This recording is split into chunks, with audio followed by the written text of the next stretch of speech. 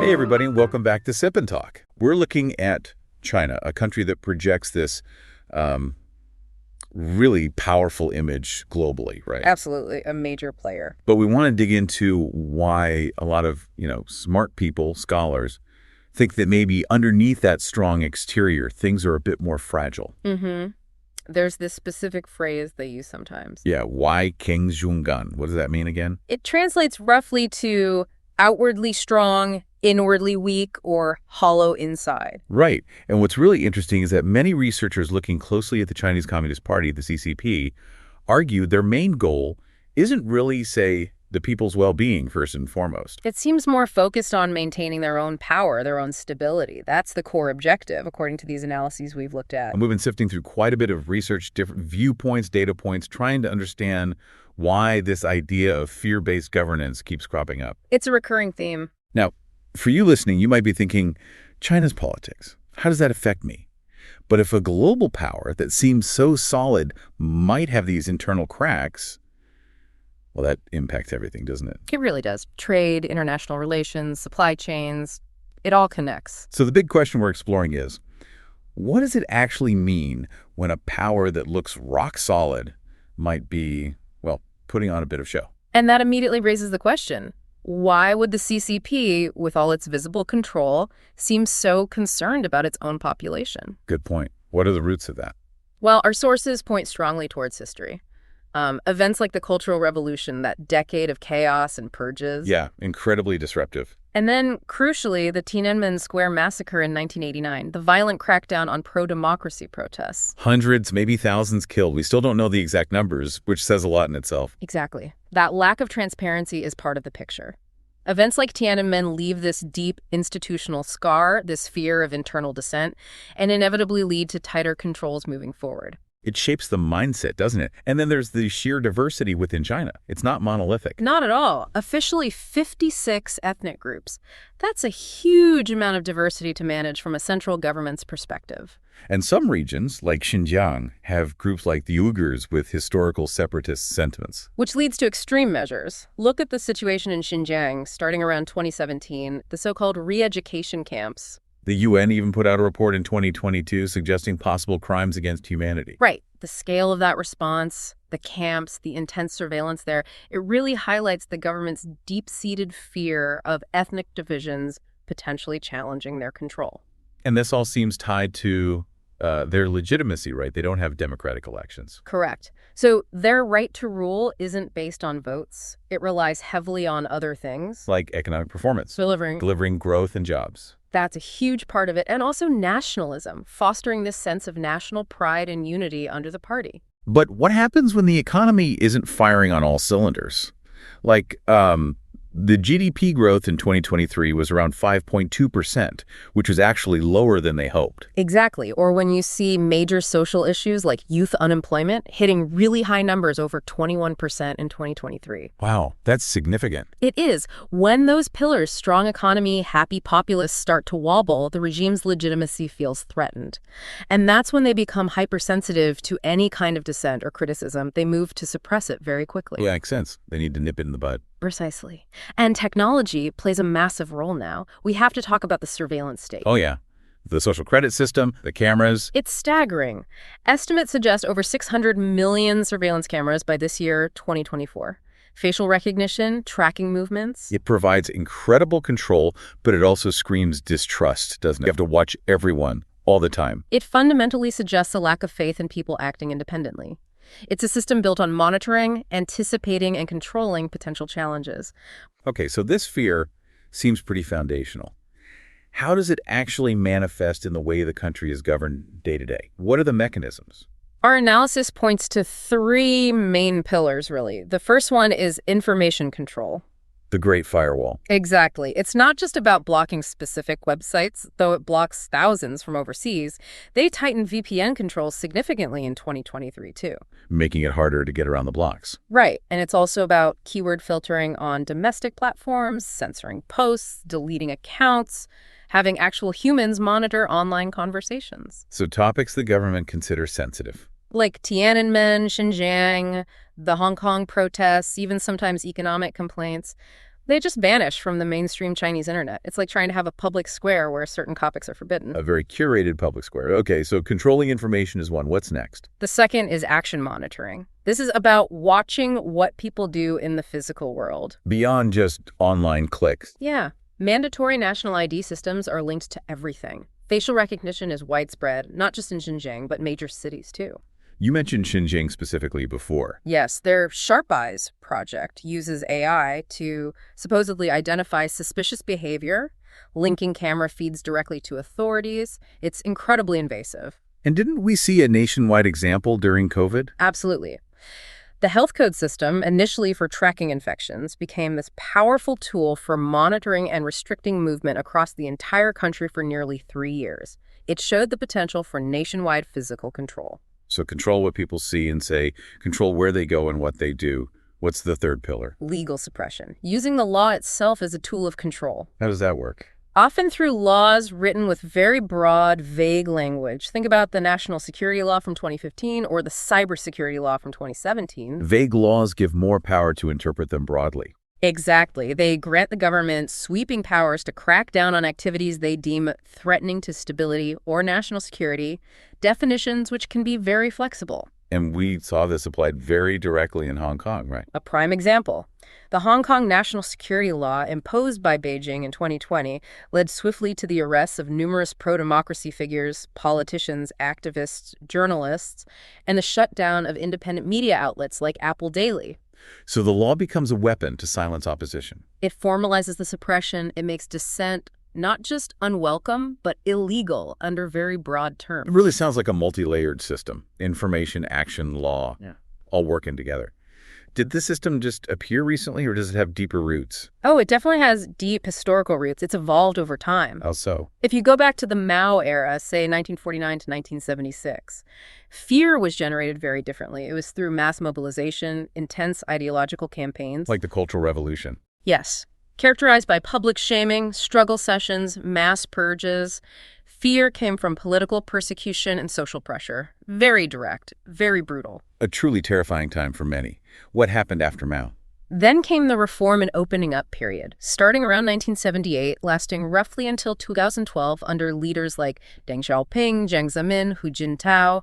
The focus shifted heavily towards economic development. So did the fear-based stuff lessen? Relatively speaking, yes. Some of the most extreme forms of political persecution eased for many ordinary people. Economic progress became the main source of legitimacy. But, and this is crucial, the suppression of organized dissent absolutely continued. Tiananmen Square in 1989 being the starkest example. Exactly. It showed the party's absolute bottom line. Political challenges would not be tolerated, even amidst economic reform. The fear was still there, just maybe less omnipresent in daily life for some. So a shift in emphasis, but not a fundamental change in the need for control. Right. And that brings us to the current era, under Xi Jinping from 2012 onwards. What's defined this period? This is where we see the rise of what many scholars call high-tech authoritarianism. Using modern technology for control. Precisely. Advances in AI, big data, surveillance technology, combined with a re-centralization of power under Xi, have allowed the state to implement surveillance and suppression much more precisely, efficiently, and pervasively than ever before.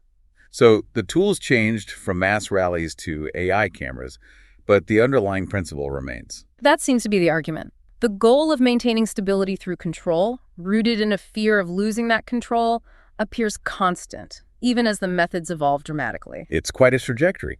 Now, how do different schools of thought, different political theories, try to explain why the CCP governs this way? Yeah, it's fascinating to see the different lenses. From a sort of classic liberal perspective, the argument is often that this fear-based system is a direct consequence of the CCP lacking democratic legitimacy. Because they aren't chosen by the people in free elections. Exactly. So the thinking goes, they have to rely on repression and control to stay in power. This view often predicts that such a system is inherently unstable and could eventually collapse from within. Like building on a shaky foundation? What about other views? Well, you have some Marxist-inspired perspectives. They might argue that China's specific blend of state capitalism and authoritarian rule actually intensifies the need for control. How so? As the economy develops, inequalities often grow. This perspective suggests the state uses fear and repression to protect the interests of the ruling elite and manage the social tensions created by that economic inequality. It's about preserving the current power structure within their specific economic model. So fear as a tool to manage the contradictions of their own system. Interesting. Is there a third view? Yes, a realist perspective which often focuses more on international relations and geopolitics. Looking outwards rather than just inwards. Right. From this angle, maintaining tight internal control, even through fear, is seen as essential for China to project strength externally and deal with perceived threats. Like competition with the U.S., trade wars, tech restrictions. Exactly. In this view, internal stability, however achieved, is a prerequisite for national security and effective action on the world stage. Fear governance becomes almost a strategic necessity in a hostile international environment. So 3 really different explanations. Lack of democracy, managing capitalist inequality, or geopolitical strategy, but all circling back to this idea of fear and control being central. They offer different reasons why, but they tend to agree that fear is a key element. Okay, moving beyond the theories. What about recent, concrete data? Are there signs in the real world right now that reflect this climate of fear or instability? There definitely are some telling indicators. For instance, look at wealth migration. Data for 2024 suggests thousands of high net worth individuals are leaving China each year. Wealthy people voting with their feet. And taking billions in assets with them. This suggests a potential lack of confidence among parts of the elite about the country's long-term stability or trajectory. It's a significant signal. That really is. What else? The youth unemployment issue we mentioned earlier hasn't gone away. Those high rates in 2023 fed into social phenomena you might have heard about online. Like lying flat. Yes, tangping or lying flat, basically opting out of the intense societal rat race. And also runsu, the run philosophy, which is essentially about planning to emigrate. People feeling disillusioned or wanting out.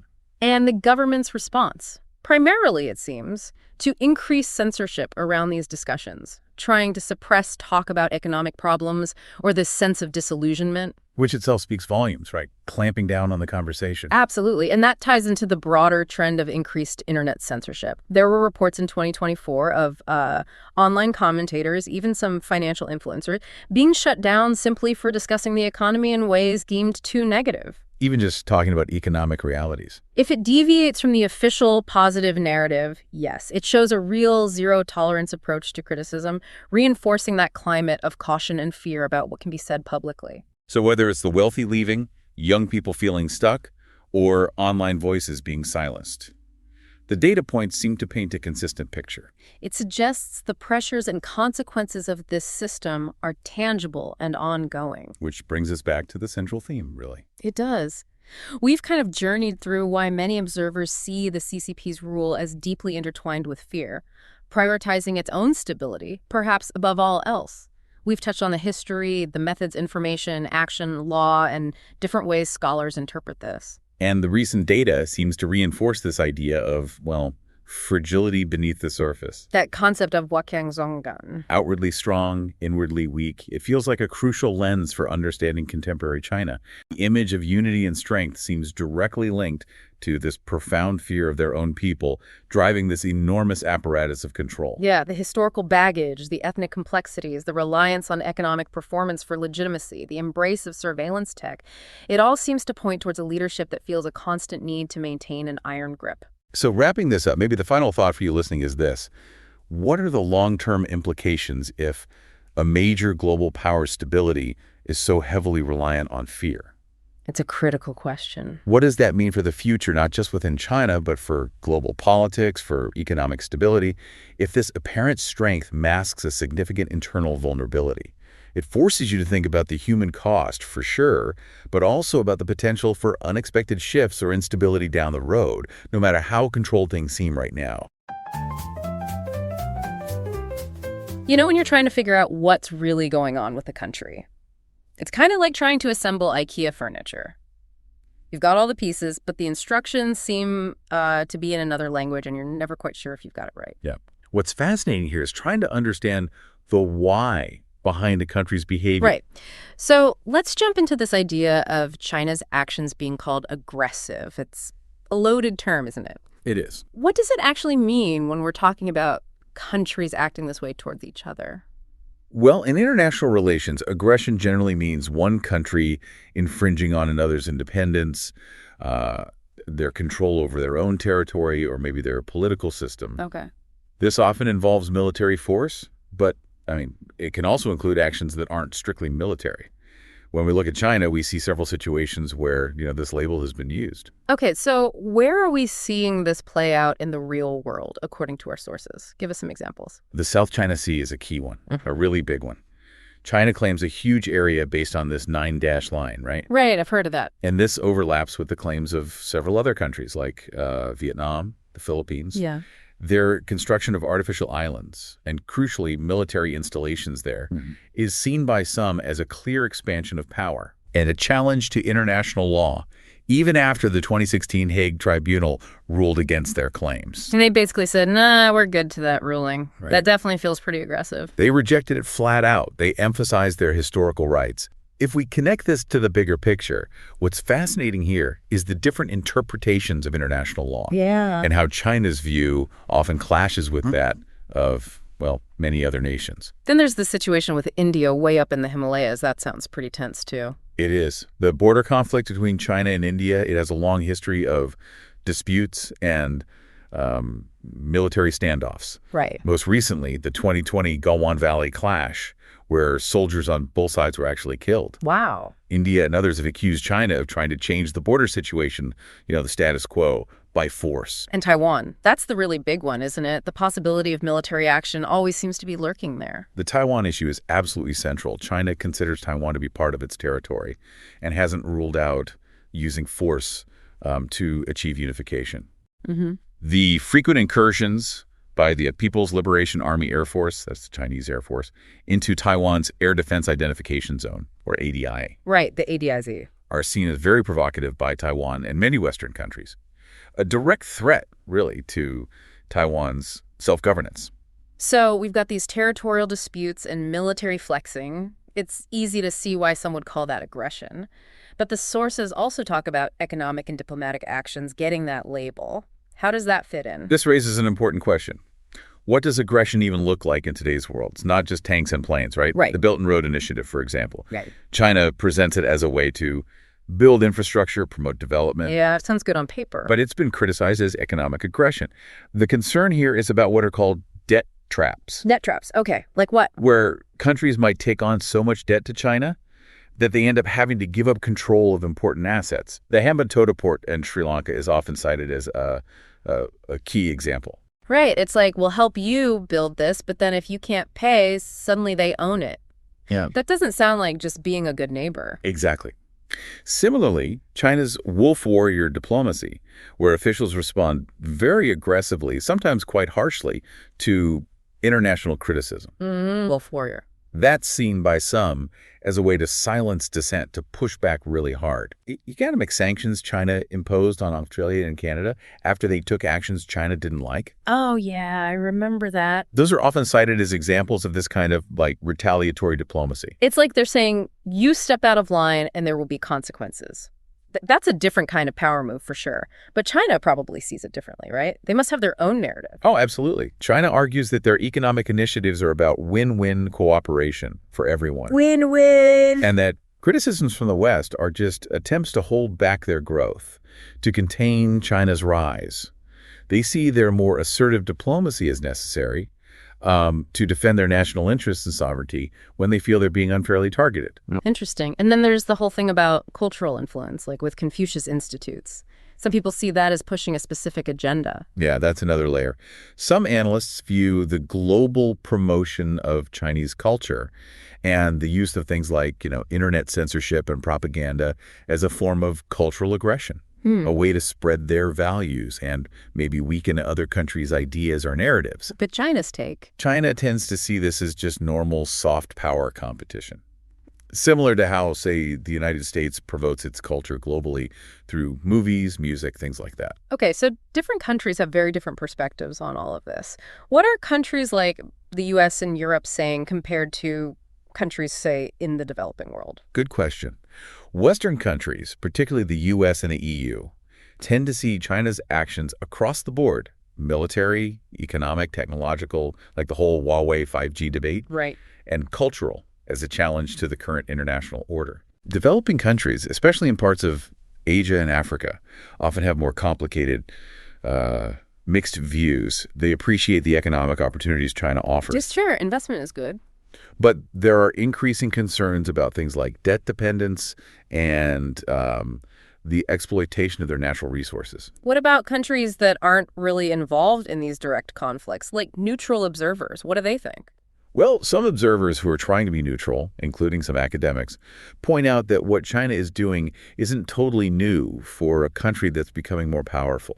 Historical parallels. Exactly. They look at historical examples of how Britain or the U.S. acted when they were rising powers. However, they also note that China's lack of openness, its lack of transparency, and its very assertive way of doing things can create misunderstandings and make other countries pretty uneasy. Okay, so it sounds like whether you call China's actions aggressive really depends on where you're standing and maybe what your interests are. Precisely. The debate really comes down to how you define aggression and what your point of view is. Those who use the term point to China's desire to perhaps reshape the international system. Others argue that China is just reacting to its history, the century of humiliation, and trying to protect its own core interests and sovereignty. So it's complex. In the end, it seems China's actions have elements of both protecting what it sees as its own, its core interests, and also trying to gain more influence globally, expanding its reach. You really have to look at each situation kind of case by case. All right, that gives us a lot to chew on regarding China's actions on the global stage.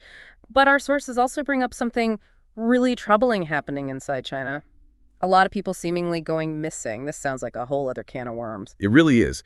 The issue of a potentially large number of missing persons in China raises serious human rights concerns, absolutely. Right. And it gives us another angle on understanding what's happening within the country itself. What kind of numbers are we talking about here? It sounds kind of vague from what we've read. Is it hard to pin down? That's a critical point. It is hard. We don't have comprehensive and transparent official numbers, which makes it really difficult to know the exact scale. Okay. A government white paper from 2016 mentioned about 3.94 million missing people that year. Wow, almost 4 million. Yeah, but it didn't give a lot of detail about why they were missing. Then some media reports, like one from Chinese state television, CCTV, have cited figures as high as 8 million missing persons every year. 8 million? Yeah, and that includes everything from, people getting lost to being trafficked, runaways. But a huge range. A huge range. The issue of children disappearing is particularly worrying. One report suggested around 200,000 missing children annually, with very few being found. That's heartbreaking. And even during the pandemic in 2020, with really strict lockdowns and surveillance, over 1 million people were reported missing. The lack of clear official data is a massive problem in trying to understand this. Wow, those are staggering numbers, even with the caveats. So, what are the different reasons why people might go missing? Surely it's not all some kind of government plot, right? Absolutely not. There are many reasons, many mundane, sadly. Some are unintentional older people with conditions like Alzheimer's wandering off. This is a significant issue. Apparently, over 1,000 elderly people go missing daily. Daily? That's huge. Yeah. Children getting lost is another category. Then you have voluntary disappearances. Teenagers running away from home, maybe because of intense school pressure or family issues. Okay, standard social issues almost. To some extent, yes. But then there are the involuntary disappearances, which include human trafficking, kidnapping, and what are called forced disappearances. Right. The trafficking of women and children is a known, serious problem. It was highlighted by disturbing cases like the Zuzu 8-child mother incident that got a lot of attention online a while back. I remember hearing about that, yeah. Horrific.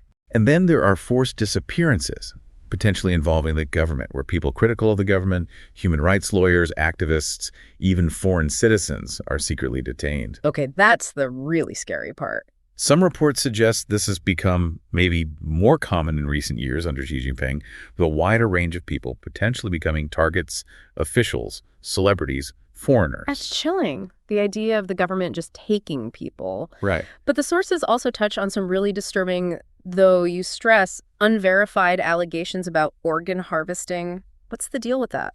This is a very, very sensitive and highly debated topic. Over the years, particularly starting with claims from the Falun Gong religious group back in 2006, allegations have emerged suggesting a link between missing persons, especially younger people, students, and the practice of live organ harvesting. All right. These claims have circulated online quite a bit on platforms like X. However, it's really, really important to understand that there is a lack of definitive independent evidence to support these widespread systematic claims. So accusations, but not solid proof. Correct. Some international investigations, like the Kilgour-Mattis report, have pointed to indirect evidence and raised serious concerns, but these findings haven't been widely accepted internationally. And the Chinese government strongly denies these allegations, calling them anti-China propaganda. So it's a really unclear, highly charged area with lots of accusations floating around, but not a lot of solid, verifiable proof. Exactly. Very murky. But what about the cases where people seem to just disappear after criticizing the government or getting involved in activism? Those seem a bit more concrete based on reports. You're right. There are documented cases of dissidents, activists, and even foreign nationals, like the Canadians Michael Kovrig and Michael Spavor. Yes, the two might. And the Taiwanese citizen Li Mingche, who have disappeared in China, often held under vague charges related to national security or espionage. These cases have led to strong international criticism, with human rights groups making accusations of systematic and forced disappearances that violate international human rights laws. The lack of transparency around these disappearances, the long periods of detention without contact, it's deeply concerning. It's almost hard to believe, especially when you think about how much surveillance technology China has, all those cameras. You'd think it would be harder for people to just vanish without a trace. That's the paradox, isn't it? China has this incredibly extensive surveillance system, reportedly over 600 million cameras. 600 million? Yeah. The fact that large numbers of people still go missing raises serious questions. Makes you wonder if the system isn't as effective as it's portrayed. Or, more worryingly, what? If some disappearances might be linked to criminal activities that are somehow tolerated, maybe even implicitly, like human trafficking, where the surveillance isn't actively used to prevent these crimes effectively. That's a disturbing thought.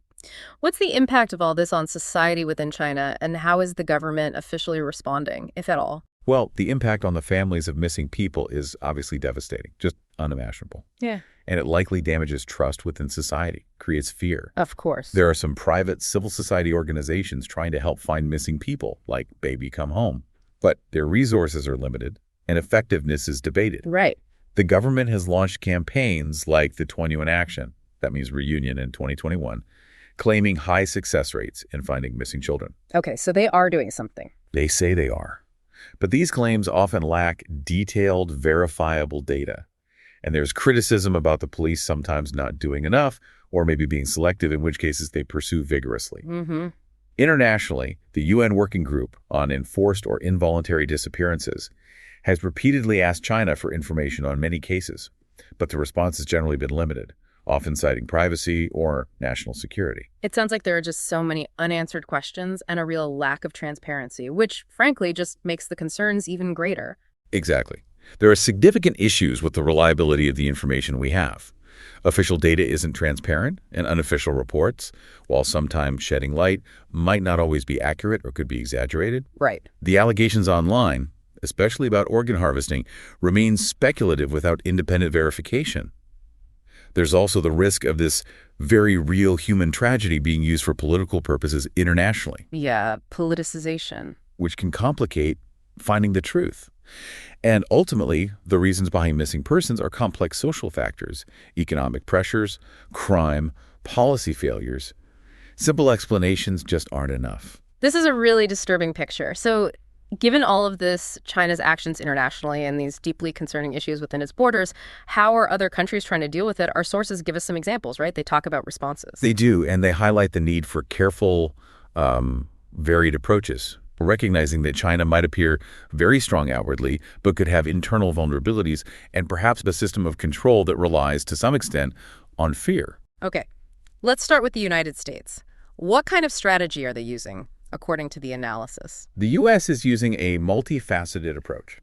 Diplomatically and militarily, they're strengthening their presence in the Indo-Pacific region, working much more closely with allies like Japan and Australia. Right, the alliances. And using groups like the QID, that's the US, Japan, India, Australia, to try to deter what they see as Chinese expansion in the South China Sea and around Taiwan. The joint military exercises we see reported are part of this. Okay. Economically and technologically, they're maintaining restrictions on exports of high-tech goods, think advanced chips, AI tech. Yeah, the chip wars. Exactly. And encouraging companies to move supply chains away from China, something called friendshoring. Yeah. The CHIPS and Science Act is part of that effort. On the values front, they're speaking out against human rights abuses in places like Xinjiang and Hong Kong, often through international bodies like the UN, and supporting independent voices associated with China, like exiles or dissident media. But they have to be careful, too. A key consideration for the U.S. seems to be pushing back against China without causing a major conflict or, triggering a crisis, especially if China faces internal instability, like an economic downturn. Got it. What about Europe? They often seem to have a slightly different take, maybe more focused on economics. The EU is definitely trying to balance its significant economic ties with China with its commitment to human rights and democratic values. It's a tricky balance. Yeah. The sanctions they imposed on Chinese officials over Xinjiang show willingness to prioritize values, at least sometimes. Okay. Economically, there's a growing move, they call it de-risking, to reduce over-reliance on the Chinese market and find other sources for goods, diversify supply chains. Germany's recent China strategy emphasized this. De-risking, right. In technology and security, they're being more careful about Chinese investments in critical infrastructure and restricting the use of Chinese technology like Huawei 5G. Many countries have implemented bans or restrictions there. Like the U.S., they also support civil society groups focused on China. A big challenge for Europe, though, is getting all its member countries on the same page. China is sometimes seen as trying to divide the EU. Right, internal unity is key. Okay, Taiwan is really on the front lines of a lot of this. How are they responding to the intense pressure? For Taiwan, understandably, the focus is heavily on strengthening its own defenses, increasing its military spending significantly, working closely, albeit unofficially, with the U.S. on security. Right, it's self-defense. The arms sales from the U.S. to Taiwan are a key part of this F-16 upgrades, things like that. Diplomatically, Taiwan is trying to build stronger relationships with other democracies, even without formal recognition, boosting economic ties, like through investment forums with the EU. And leveraging their tech strength. Absolutely. Taiwan is leveraging its dominance in the semiconductor industry. TSMC is huge, and working with the U.S. and Japan to create a more secure chip alliance, reducing dependence on China. And as a vibrant democracy, Taiwan also actively shares its experience in dealing with Chinese disinformation and interference campaigns. A very delicate balance for Taiwan is to avoid provoking Beijing into drastic action while also making sure its citizens are aware of the potential threats. A tightrope walk.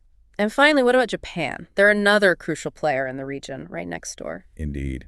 Japan is also strengthening its military capabilities, its self-defense forces, and working closely with the U.S., India, and Australia in the QK security framework. Okay. They've recently updated their national defense guidelines to allow for a stronger military role, including potential long-range strike capabilities, which is a big shift for Japan. Why? Yeah. Economically, Japan is actively encouraging its companies, sometimes with government subsidies, to move production out of China to other countries in Southeast Asia and India. Diversification again. Right. In technology, they're cooperating closely with the U.S. and Taiwan to protect sensitive technologies like semiconductors and AI, preventing unwanted tech transfer. And values. On the values front, Japan is using international forums like the G7 to raise concerns about human rights in China. For Japan, it's about balancing its significant economic interests with growing security needs, while also navigating, domestic debates about increasing military spending and changing its pacifist constitution. So it sounds like there are some common themes emerging in how the world is trying to respond to China, despite the different national interests. Yes. Definitely. Several key strategies seem to be emerging across these different responses. One is the importance of countries working together, forming alliances or partnerships, to present a united front, avoiding being picked off one by one. Makes sense. Another is the clear move to gradually reduce economic dependence on China, the de-risking or decoupling idea, by finding alternative markets and diversifying supply chains to places like Southeast Asia, India, Mexico. Okay. Protecting key technologies and investing heavily in domestic innovation is also a major priority, especially for the US, EU, Japan, Taiwan. Right, the tech race. Many countries are also focusing on promoting democratic values and human rights, partly by supporting independent voices and media related to China, trying to weaken the CCP's ideological grip. And finally, there's a growing awareness, maybe a bit behind the scenes, of the need to prepare contingency plans for potential instability within China, like an economic collapse or a messy power struggle that could spill over and affect the region or the world. Okay, this has been a really deep dive. We've looked at what some see as China's aggressive actions internationally, this incredibly concerning issue of missing persons within its borders, and how the rest of the world is trying to navigate this really complex situation. What's fascinating, I think, is how these different aspects are often connected, aren't they? Yeah. How a country behaves on the world stage often reflects or is driven by what's happening internally. Yeah, that's a great point. To really understand what's going on, we need to look beyond simple labels like good or bad, aggressor or victim, and think critically about the information we have, the motivations involved. Absolutely. It really highlights the need for open communication between countries, maybe clearer international rules, definitely more transparency in information, especially from China, on issues like missing persons and ideally independent investigations where possible. Yeah, transparency is key. We also need to be really careful about the information we encounter, right? Thinking critically about unverified claims, potential misinformation, or information warfare from all sides. Definitely. Which kind of leads to a final thought, maybe a question for you, the listener. Considering how interconnected global politics and human rights really are, what responsibility do we as individuals and what responsibility do our nations have in addressing these incredibly complex issues related to China? That's a heavy one. Definitely something to think about long after this deep dive ends.